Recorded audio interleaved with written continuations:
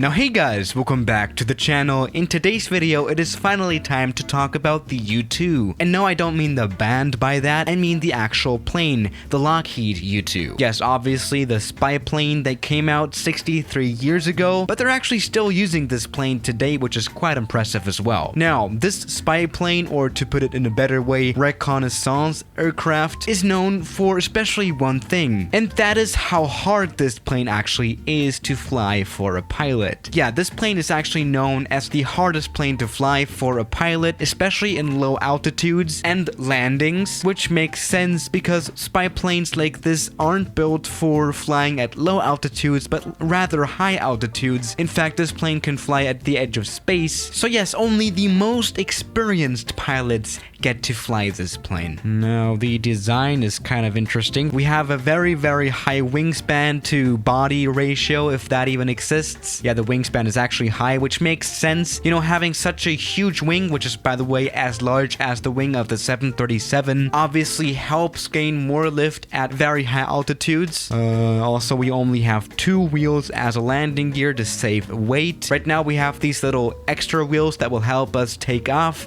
but they will fall off on takeoff as well, so that is pretty cool, which let me tell you doesn't make landing easier. Actually, this kind of very much reminds me of a glider, you know, with this very huge wing and these 2 wheels. This is kind of a glider after all. Alright, now for today's video, let's actually try flying this plane as well. You know, I'm just a dumb student pilot, so this will be interesting. Let's just see if I can land the U-2. Now this is the cockpit of the plane. Interestingly enough, we do actually have a yoke here, which is very interesting indeed. You don't really get to see that in these single pilot military planes, but yeah, we do actually have a yoke. I actually like that. Now the rest of the cockpit is pretty modern. We only have glass instruments here, which is pretty nice. This is probably a very modern version of the U-2. I guess the older versions that came out 63 years ago looked a little bit different in the cockpit. Now, let's go ahead and take off. Now, because of this very huge wing, we won't need a very long runway to take off, especially because we have a very powerful jet engine as well. But there we go. That huge wing provides so much lift that we didn't even use like 10% of the runway, which is pretty small as well. Yeah, this is Half Moon Bay Airport. We visited this place yesterday in the video. Yes, we actually did use less runway than a Cessna 172. Now, recently I've seen a documentary about this plane, and a U-2 pilot actually,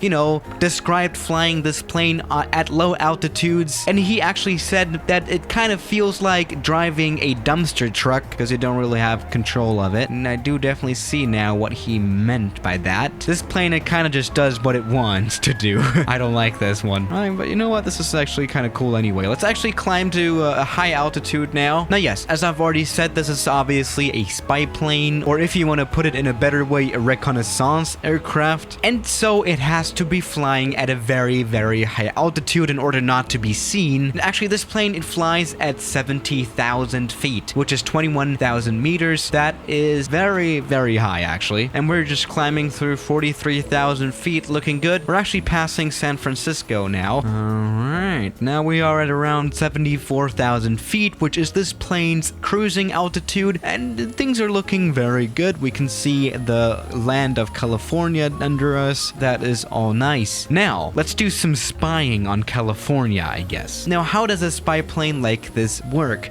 Obviously, it has cameras on board, and here in the flight simulator, we actually have the opportunity to use the camera. Let's just try taking a picture or something. Oh, well, down here we have the ocean. Alright, this is not too exciting. Now, the cameras in spy planes like this are extremely powerful.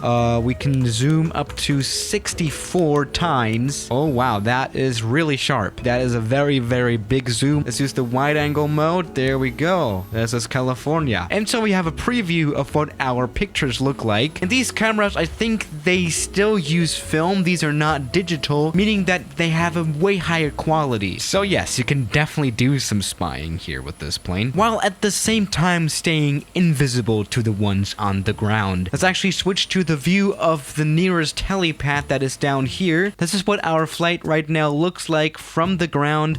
We cannot see the aircraft. Oh, there it is, actually. Yeah, this aircraft is very, very stealthy, obviously. Now, this plane, it was used over the Soviet Union, China, Vietnam, and Cuba. You know, that was back in the 50s and 60s, where the Cold War was still a thing, and it definitely did work. So that's kind of cool. Let's actually try spying on San Francisco as well. Let's get some zoom in here too. Let's press take picture now. There we go. We got San Francisco. And here it actually saved that picture here in the aircraft folder. That is so cool. All right. So you can actually spy on your simulator, I guess, here as well. So that is pretty cool. Now, this plane, it was not only used by the US Air Force, it was also used by NASA and even by the China Air Force, which is very interesting. And actually, this plane was built in the first place for the CIA. They used this plane too. And yeah, this plane was produced from 1955 until 1989. And we probably have a 1989 version here with this modern cockpit. Now, in total, they built around 104 of these, which is actually pretty interesting. There are quite a lot of them flying around still as well. I have no idea what they're doing with this plane nowadays, but I guess it's kind of cool, right? Oh, wow. This is like an incredibly detailed plane here in the flight simulator. I have no idea what all these switches do, but they actually work. That's very interesting. So yeah, let's actually get to the interesting part of this video. Let's try landing this plane as well. All right, let's get the flaps going and the gear down. There we go. Now what's gonna happen on landing, obviously, is that this plane is gonna fall to the side, I guess, because it only has these two wheels. So this will be interesting. You do actually land this plane on an asphalt runway normally. With a glider, you obviously only use grass runways so that the aircraft doesn't get damaged on landings. With this one, we will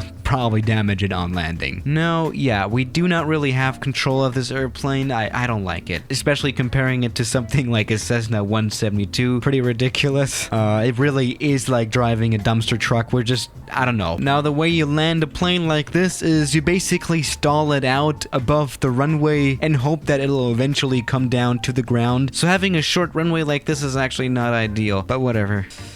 Okay, there we go. All right, that was a landing. Let's hope to stop, which we have. That is pretty nice, actually. Oh, wow, this plane is actually able to stand like...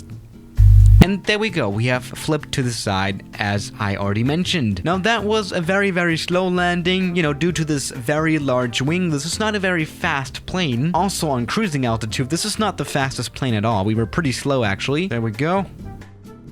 We were landing at around 70 knots, and that was really not a smooth landing. I do get what they're saying about that. This plane kind of felt like it didn't want to come down. Yeah, 70 knots is normally the speed that I land with in the Cirrus SR20 that I fly in real life, just for a perspective. Now, that was kind of nice, wasn't it? Even though I'm not quite sure what's up with the cockpit. What's that red stuff here? But yeah, overall, this was a pretty nice flight. Very nice landing. Okay, it was not that good. Let's try this one again. I need to land this plane smoothly now. Even though landings with this plane are never smooth, but you know. Alrighty, let's do this smoothly now. Oh yeah, oh, especially flying at low speeds isn't very comfortable. We're just shaking around here in midair. That is really not nice. Yeah, I do definitely see what they mean by hardest aircraft to fly, and I can definitely agree with that.